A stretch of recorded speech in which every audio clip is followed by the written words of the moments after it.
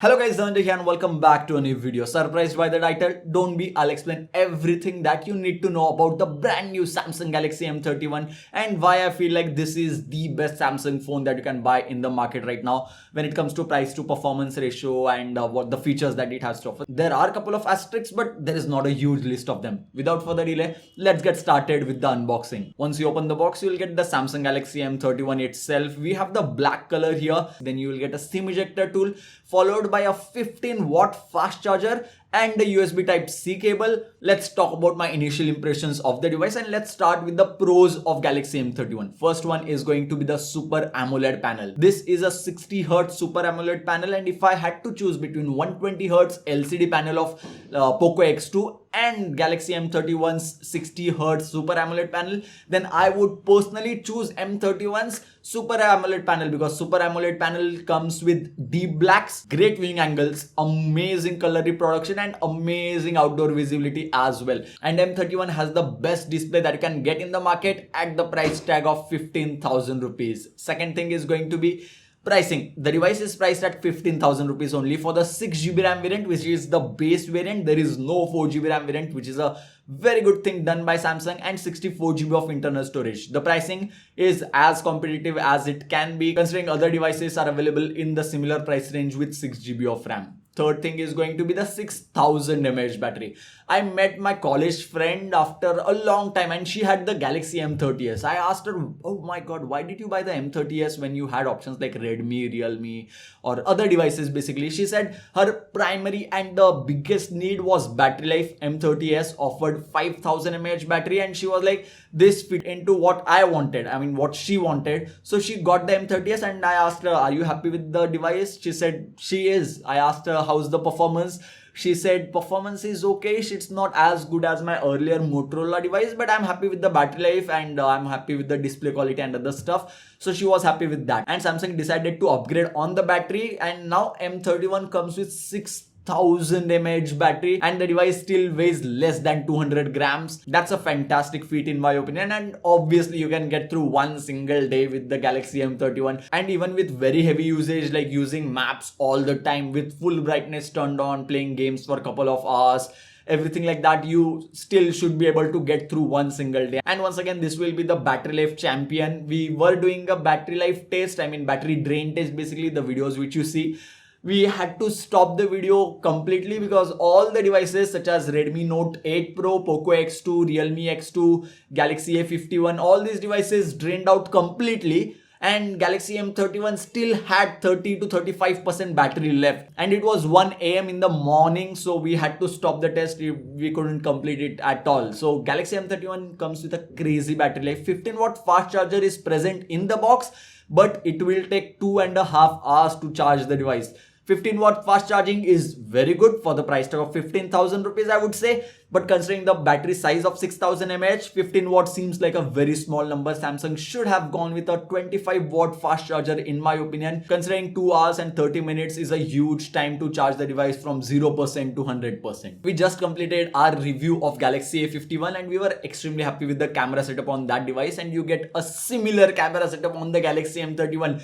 Normal 64 megapixel camera, ultra wide angle lens on the Galaxy M31. All these lenses perform very good. At the price tag of 15,000 rupees, this is definitely a device which can compete against Poco X2 and can produce equally good images as that of Poco X2. Considering this is a Samsung phone at the price tag of 15,000 rupees, I'm happy to report that camera sensor on the Galaxy M31 performs very good. Not just the rear facing camera, but even the front facing camera gets the job done. I mean, not just job done, but they actually perform very good, and you can use this to click some really good pictures in my opinion. You'll be surprised to see me adding a fingerprint sensor of Galaxy M31 in the pros. That's because Galaxy M31's fingerprint sensor actually performs good. As you can see, the device is locked right now. I'll keep my finger and the device gets unlocked. I'll keep my finger and the device gets unlocked. I'll keep my finger, the device gets unlocked once again. Keep my finger, the device gets unlocked. I'll try the face unlock feature now. Oh wait, I'll need to remove this. Okay, the device got unlocked now. The device got unlocked now. So face unlock feature is not that fast, but fingerprint sensor is fast, probably because the device comes with physical fingerprint sensor and not an in-display fingerprint sensor. So I mean, as long as it gets the job done, I'm fine with physical sensor as well. Now let's talk about some of the cons. First one is going to be, I mean, you must have guessed it, the processor. Exynos 9611 processor is good enough if you use just Facebook, WhatsApp and basic applications and switching between them, multitasking with YouTube and WhatsApp. It will be totally fine. Switching between apps and even multitasking performance is very good. Multitasking performance is something which is very good, but app opening time, switching between them, it's something I would say is good, gets the job done, but not as good as what the competition has to offer. If I compare this device with Samsung Galaxy A51, which will cost you 24,000 rupees, I would any day recommend you to buy this device, which comes with the exact same processor.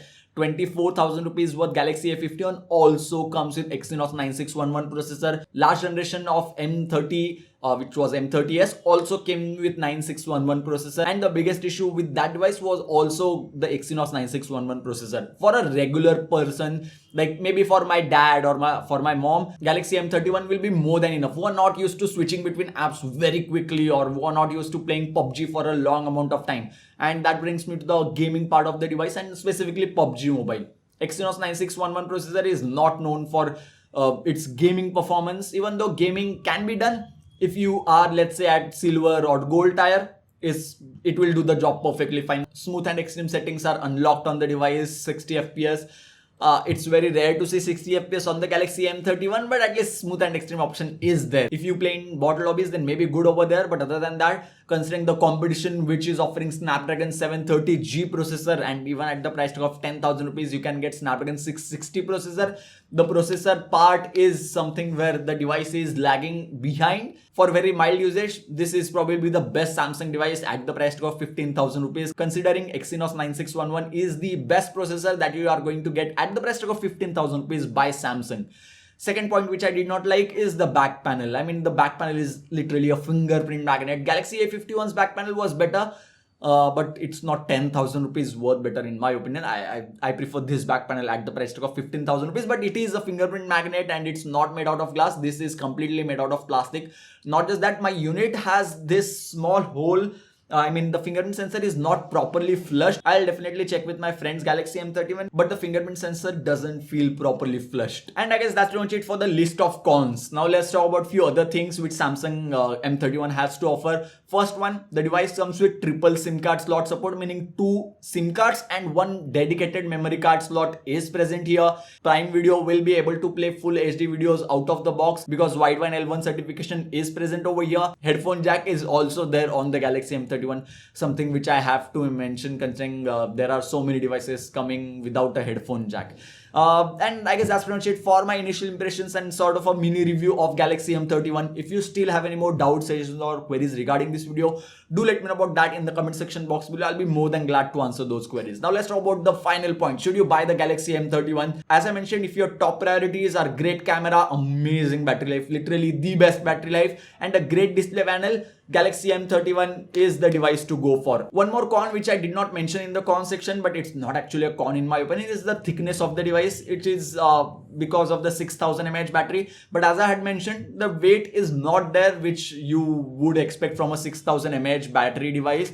So that's why I did not mention it in the cons, but the device is definitely on the thicker side. Overall, I enjoyed using the Galaxy M31, and as I have said in the title, this is the best Samsung device that you can buy. If you were thinking of buying Galaxy A51, then I would any day highly recommend you to get the Galaxy M31, which comes with exactly the same specifications but a 10,000 rupees cheaper price tag, and that's a great deal in my opinion, considering A51 comes with 9611 processor at the price of 24,000 rupees.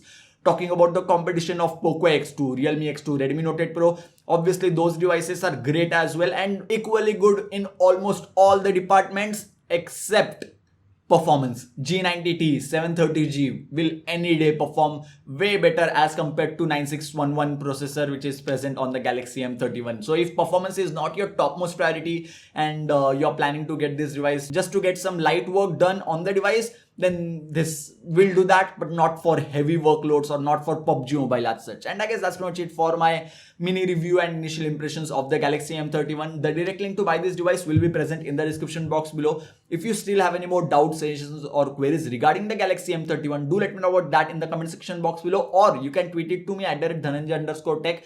I'll get back to you for sure. And I guess that's pretty much it. Thank you guys. Thank you for watching. Like the video if you enjoyed it. Subscribe to the channel if you haven't already, because many more awesome videos like these are going to come real soon on the channel. So yeah, thank you guys. Thank you for watching.